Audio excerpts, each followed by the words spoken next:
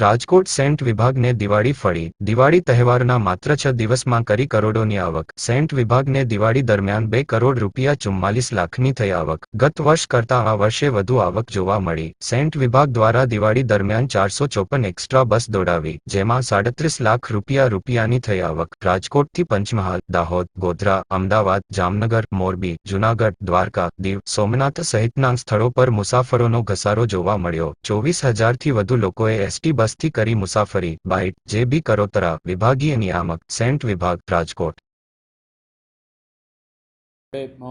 ખાસ કરીને દિવાળી માટે મુસાફરો માટે પૂરતા પ્રમાણમાં છે એ બસની સુવિધા છે એ ઉપલબ્ધ કરાવવામાં આવેલી હતી.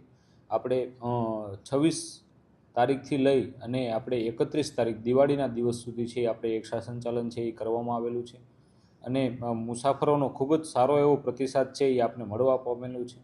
અને આજના દિવસમાં આપણે જોઈએ તો સૌથી અત્યાર સુધીમાં હાઈએસ્ટ ઓનલાઈન રિઝર્વેશન પણ આ દિવસોની અંદર મુસાફરોનું થવા પામેલું છે અને ઓનલાઈન રિઝર્વેશનની અંદર પણ કોઈ પણ મુસાફરોને અગવડતા પડવા પામેલી નથી.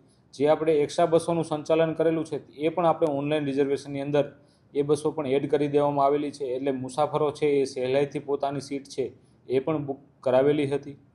જેથી અને દિવાળી દરમિયાન રાજકોટ વિભાગને 2 કરોડ અને 44 લાખ રૂપિયાની આવક છે એ થવા પામેલી છે.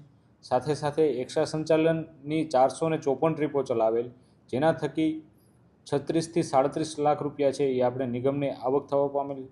સાથે 23થી 24,000 મુસાફરો છે એ આપણે એક્સ્ટ્રા સંચાલનના માધ્યમથી મુસાફરોને મુસાફરીની સુવિધા છે એ આપવામાં આવેલી છે.